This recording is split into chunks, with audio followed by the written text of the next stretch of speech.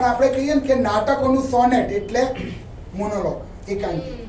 જ્યારે એક પાત્ર, એક માણસ એક અભિનય કરે છે, એને ટૂંકમાં કરે છે અને આખું મર્મ સમજાવે છે. તો એ જ રજૂઆત કરવા હું બોલાવીશ જીતેન્દ્ર સાહેબ. જીતેન્દ્ર ખુવાને આમંત્રિત. મધુન મીઠા में बुलारेलो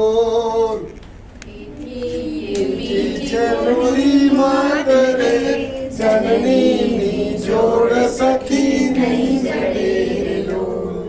કવિ શ્રી બોટાદકરની આ રચના આટલા વર્ષો પછી પણ આટલા જ ભાવથી ને આટલા જ પ્રેમથી ગવાય છે. સૌ પ્રથમ તો અમારી ઓળખાણ આપી દઉં. નમસ્કાર, હું છું ઉપાધ્યાય માસ્તર, માના સ્તરનો શિક્ષક એટલે કે માસ્તર. તમને થયું કે કાકા કવિતા સંભળાવશે, પણ ના, આજે હું કોઈ કવિતા સંભળાવવા નથી આવ્યો. પણ આજે હું એક ગંભીર વિષય પર ચર્ચા કરવા આવ્યો છું. હા, એ ગંભીર જ છે. આજનો વિષય છે આપણી માતૃભાષા ગુજરાતી. આપણે આપણી માતૃભાષા ગુજરાતીને ટકાવી રાખવા માટે ઘણા વર્ષોથી મહેનત કરી રહ્યા છીએ. સતત દિવસ રાત. હું તમને એનું એક ઉદાહરણ આપું. તમારા ઘરમાં પડી રહેલા પારિતોષિક સામે કોઈ વાર જોયું છે? એક વખત એની સામે ધારીને જુઓ તો ખ્યાલ આવશે કે એના ઉપર કેટલી ધૂળ ચોંટી ગઈ છે. બસ બરાબર આપણી માતૃભાષા ગુજરાતીનું પણ એવું જ છે. હું સમજાવું તો, આપણા એ પારિતોષિક ઉપર ઘણા વર્ષો સુધી ધ્યાન ના આપ્યું ને એટલે એના ઉપર ધૂળ ચડી. એવી જ રીતે આપણી માતૃભાષા ગુજરાતી ઉપર ઘણા વર્ષોથી કોઈએ ધ્યાન નથી આપ્યું ને એટલે અત્યારે પણ એના ઉપર ધૂળ ચડતી જાય છે. અને આજથી વર્ષો પહેલા આવેલું અંગ્રેજી માધ્યમનું એ તોફાન આજે પણ એની ઉપર ધૂળ ચડાવતું જાય છે.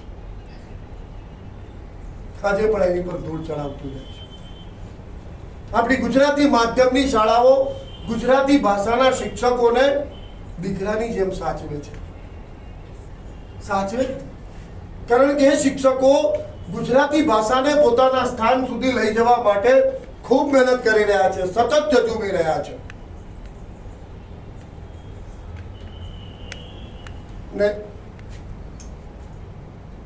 ને આજે પણ એવા ઘણા શિક્ષકો છે કે જેને ગુજરાતી ભાષા પ્રત્યે લગાવ છે. ને આપણે એ પણ જાણીએ છીએ કે ગુજરાતી ભાષાને ઘણા મોટા પારિતોષિકો મળ્યા છે. એકથી ચડ્યા હતા. પણ આ બધું જોઈને મને મારો ભૂતકાળ યાદ આવે છે. હું જ્યારે યુવાન હતો ને ત્યારે હું દરેકના ઘેર જઈને તેમના બાળકો ગુજરાતી માધ્યમ પસંદ કરે તેના માટે વિનંતી કરતો, મુલાકાતો કરતો. એ પણ એક સમય હતો ભાઈ કે જ્યારે બાળકો અને વાલીઓ બંનેને એક ઉત્સાહ હતો ગુજરાતી માધ્યમમાં ભણવાનો ને ભણાવવાનો. હવે આખરે તો હું એક શિક્ષક. હવે આ ગુજરાતી માધ્યમની શાળાઓમાં જે વર્ષો પહેલા વર્ગો ભરેલા રહેતા હતા એ જ વર્ગોમાં આજે એક કરીને પાટલીઓ ખાલી થાય છે. એ જોઈને દુઃખ થાય છે.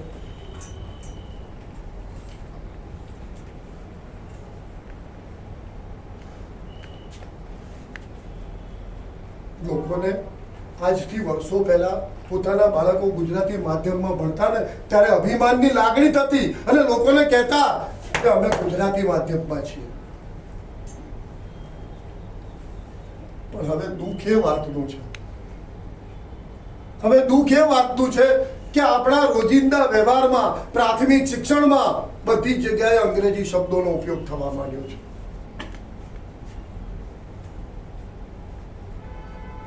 તમને એમ લાગશે કે હું ઘણા વર્ષો પાછળ ધકેલાઈ ગયો, પણ ના, એવું નથી. પણ જે થઈ રહ્યું છે ને મારી નજર સામે થઈ રહ્યું છે એનું મને દુઃખ છે. આજે પણ શાળાના દરવાજે મારા ગુજરાતી સવાલના જવાબમાં કેમ છે બેટા એની જગ્યાએ આઈ એમ ફાઇન સર થતા જોયું છે.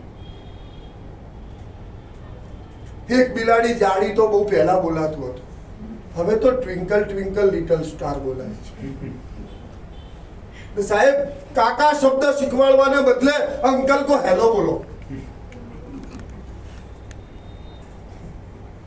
આભાર તો બહુ પહેલા વ્યક્ત થતો હતો સાહેબ, હવે તો થેન્ક યુ જ બોલાય છે. હવે તો થેન્ક યુ જ બોલાય છે.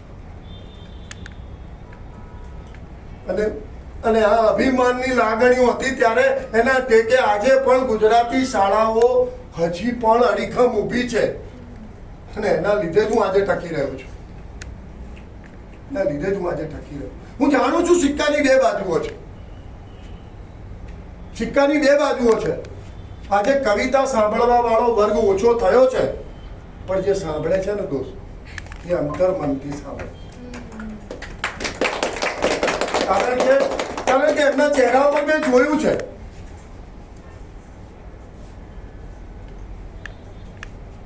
મને ઘણા માસ્તરોએ કીધું કે સાહેબ જરાય ચિંતા ના કરશો, જરાય દુઃખી ના થશો. આપણે ગુજરાતી ભાષાને એનું સ્થાન અપાવવા માટે ખૂબ મહેનત કરીશું.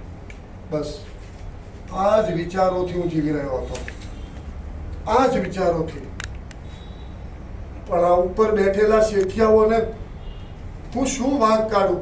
મેં ઘણું સમજાવવાની કોશિશ કરી એમને, પણ એમની દલીલોએ મને અરીસો દેખાડી દીધો.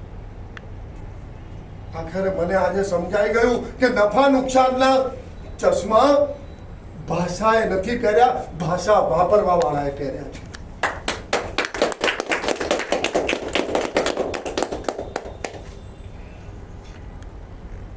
મેં પણ નક્કી કરી લીધું છે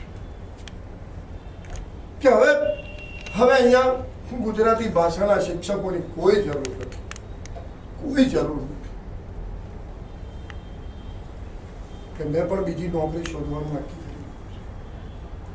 પણ જતા જતા હું તમને એટલું તો ચોક્કસ કહીશ કે તમે ગમે એટલા ભણેલા હો, ગમે એટલા તમે હોશિયાર હો, ગમે એટલું અંગ્રેજી ભણ્યા હો, પણ તમને તમારા વિચારો તો ગુજરાતીમાં જ આવશે, તમારા સપના ગુજરાતીમાં જ આવશે. જતા જતા ખાસ કહું છું કે તમે ગમે એટલું ભણ્યા હો, ગમે તે હોય, પણ મેઘાણી સાહેબની આ રચના કાલે પણ ગવાતી હતી, આજે પણ ગવાય છે ને ભવિષ્યમાં પણ ગવાશે કે જનની નવૈયામાં બોલંતા બોલંતા પીગો કસુંબીનો રંગ, આજ મને લાગ્યો કસુંબીનો રંગ. નામ મારું જીતેન્દ્ર ખુવા, મારી ઉંમર 61 વર્ષ અને હું બાય પેશન એક્ટર છું, એક્ટિંગ કરું છું અને ફક્ત ગુજરાતીના 1.0 થી દરેક ઓપન માઇકમાં હું આવ્યો છું. મને આ કોન્સેપ્ટ બહુ ગમે છે કે ખરેખર બહુ જ મજા આવે છે. આપણે કંઈક આનંદ થાય છે કે સારી વસ્તુ થઈ રહી છે. તો આપ સૌ આવ્યા, મને સાંભળ્યો એ બદલ આપનો ખૂબ